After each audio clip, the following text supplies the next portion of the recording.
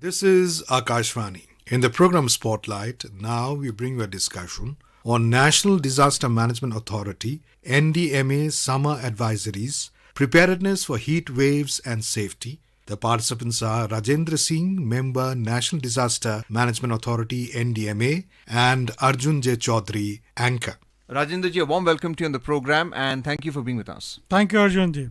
So it's a very crucial time right now, especially with the heat wave and the change in the weather conditions. We are moving away from winter, now spring, and into the summer season, and which is why our focus is on heat wave and the consequences if precautions are not taken. That's why we have a representative of the NDMA advising us as to what to do during this heat wave where temperatures go high and it can become uncontrollable in some situations. So let's try and understand, Rajendra ji, what is the role of the National Disaster Management Authority? I understand that it's quite wide and heat wave is one of the risks associated with climate change, for instance. NDMA is a lead agency and our chairman is Honorable Prime Minister, and NDMA main role is to issue policy, guideline and make disaster management plan. It was established in 2005 and then NDMA Act came in existence in 2006. Our policy came in 2009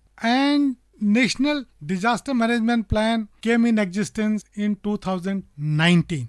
During these years, we have issued almost 32 guidelines from earthquake, tsunami, cyclone to landslide to flood to everybody, including heat wave and cold wave. And issuing these guidelines, we issued do's and don'ts for particular, you are talking about heat waves, well in advance. Every year in the month of February, before the summer season starts, we organize a workshop here in Delhi where we invite all the stakeholders, all the ministries who are associated with this heat wave and all the states SDMA. They come here. 2-day seminar was conducted this year in Vigyan Bhavan, and where we learn what last year, how was the weather, what the action they have taken, what is the preparation, and for coming heat season, what is the preparation at their level, and what was the lesson learned from last year to this year. If mortality rate was high, why it was high, how can you reduce it,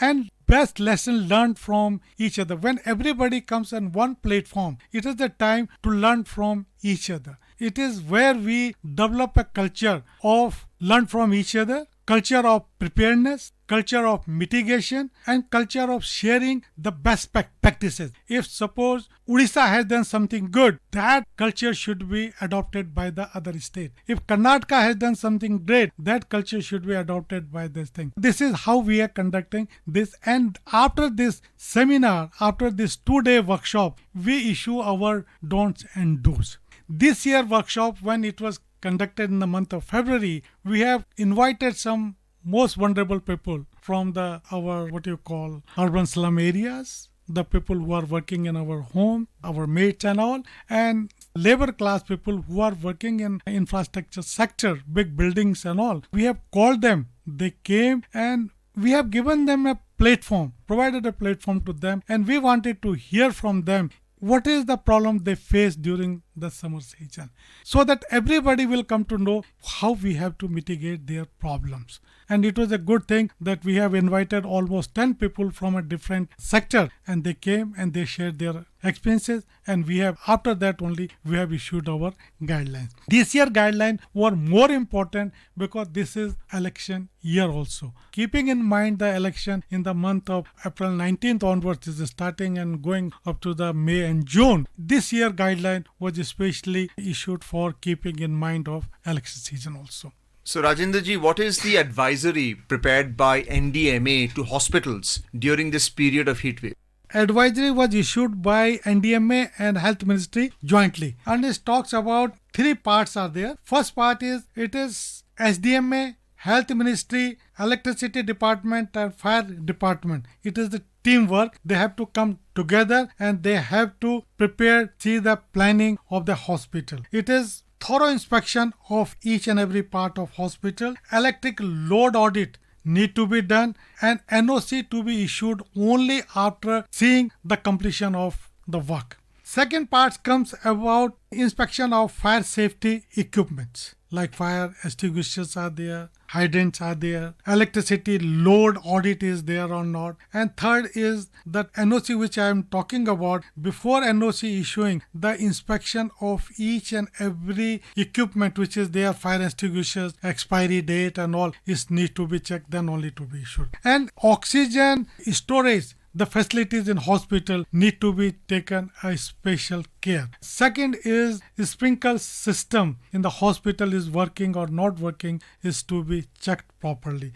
And it is a team efforts by everybody at every stage. Either it is a preparatory centric approach or it is a people centric approach. We have to come together and we have to work together. This is the advisory we have issued. Rajinder ji, what is the type of relief that NDMA can provide in the case of chronic heat wave affecting the masses? We have already given us the advisories, the do's and don'ts. But in the event that there are casualties, NDMA make the policy guidelines. We bring everybody together, see their preparedness and advise them. We are an advisory body here. But as far as that, suppose some incidents take place, it is a job of state how to tackle it. Is their hospitals are ready? That's why this workshop was conducted here, is to see their preparedness angle. Are they ready to take this type of now? If suppose the rallies are going to take place, is the water supply is proper there or not? Is the shades are prepared or not? Is the ORS is there or not? Is the hospitals are ready to take that type of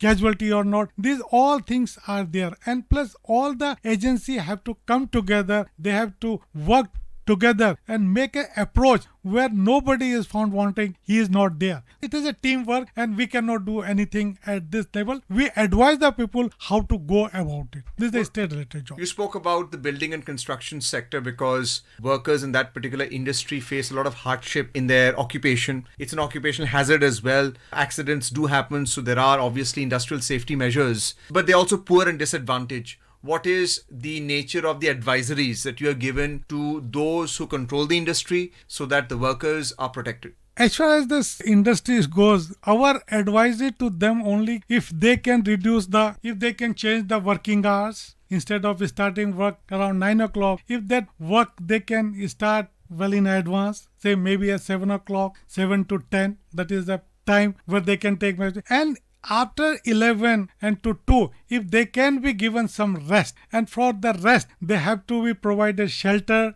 special shelter for ladies, pregnant ladies, their toilets, and there enough drinking water facilities has to be there. And time to time there should be a visiting doctor where they can come and they can check what is their health conditions. And if the building construction, somebody is the big builders are there, they can always look into this small thing. If the small children they are bringing together, there is a small place they can keep it for children also. There should be a separate toilet or washrooms for the ladies and gents. These are the small things we can take care. And industry, they can tie up with the local hospitals in case some accident. Heat stroke is not a very big thing. On timely, if they can be taken to a nearest hospital, his life can be saved. For that, there should be ambulance, there should be some transport there. In case something happened, some get a heat stroke and all, immediately he can be rushed to a nearest hospital where he got a license with the local hospital. So beyond industry, if you are addressing the people who are also listening to this program, your valuable tips that you're giving, what are the tips that you would recommend for the treatment of sunstroke? And your website has also mentioned about ORS on oral rehydration. Would you recommend that the average person should increase the intake of water and perhaps not venture out between 12 and 3 where temperatures are at the maximum? Absolutely. This is a time, 12 to 3 is a time where the maximum people get affected by the heat stroke. It's the time that people must go out with the water bottles, with the ORS in the pocket, and whenever they feel they are getting dehydrated and all, take enough liquid, take enough fluid, and if they can avoid going out during this time, humble request to each and everybody, maybe the colleges will be shut down during the summer, schools and all. It is the best time to kindly remain at home, be inside and don't venture out around from 12 to 3 o'clock so that they can avoid heat stroke and all. And enough liquid, ORS, and these are the things they can be kept in the store and kept in the house so that in case they feel dehydrated, this can be taken on time to time. What are the special precautions that you advise parents regarding child care? Because children tend to want to venture out, they can't stay cooped up at home for very long. So any advisory for parents who are responsible for young children in your opinion? They should be advised to all the parents to keep the children at home, advise them not to go out, and tell them, give them some good books to read, give them some good TV serials they can watch and all, but they should not be allowed. My all request to parents are keep their children inside the house during this peak summer, and that is from 12 to 3, and it is a matter of only 2 months, April and May. June onwards, when this rain season starts, 1 or 2 showers comes, then temperature goes down. But this is a 2 months if they can avoid, and there are enough material available, don'ts and do's, and the children, they are the coming generation, and if they can be bought in on board, going out will not be advisable at this time. I think they will understand and they will follow their parents' guidelines. Rajendra ji, how important is weather forecasting in your line of work? What is the role of IMD when it comes to formulating your plans? Arjunji, over the past few years, the weather forecasts have improved remarkably. Full marks to IMD. Maybe it is a weather forecast or maybe it is a cyclone forecast. Now in the month of March, this IMD has issued the weather forecast for entire summer season for 3 months, where is going to be the maximum temperature and where is going to be, which is the most affected area. 1st April, they are going to issue again forecast for the month of April and May. Every month on 1st, they will issue a proper forecast, and this forecast need to be circulated to each and every state, to every district. From district, it should be circulated to each and every panchayat, village, and even the block level. Even in the college, schools, it should be this forecast to go everywhere so that people is aware what to do, what not to do. Rajendra ji, apart from not venturing outside because of the heat wave, and especially during peak times between 12 and 3 in the afternoon, whenever you stay inside also, there is in your resources page on the NDMA website, you have some provision for cool roofs. Could you tell us something about the science or the technical side of cool roofs, how important that is to ensure that there is proper ventilation, while at the same time the impact of the heat wave is not felt by those who are inside? NDMA has given this project to one of the institutions that is in Nagpur and Ahmedabad, cool roofing, and it was quite useful. And this cool roof project is very well implemented in Gujarat and in Maharashtra also. Some villages, these people are using the cool roof therapy, and it is very, very useful. And a small house, and there is a roof where they sprinkle water there, and they put this certain chick also outside their room, and during the summer when heat picks up, that if keep cooling it, keep spilling some water there, and so that when the heat waves comes, it will be a cool wave. And it is a very useful thing, and it is already mentioned in NDMA guidelines and NDMA website. People can take use of that also.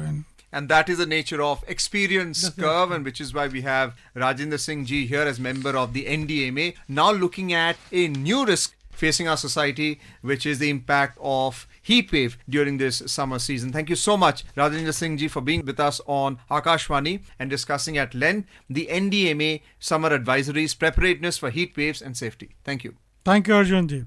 You were listening to a discussion on National Disaster Management Authority NDMA summer advisories, preparedness for heat waves and safety. The participants were Rajendra Singh, member National Disaster Management Authority NDMA, and Arjun J. Chaudhary, anchor. This program was produced and presented by the News Services Division of Akashvani. You can listen to it on a mobile app, News on AIR. This program is also available on a YouTube channel, News on AIR Official. You may share your feedback about this program through email at airnsdtalks@gmail.com or WhatsApp on 9289 094044.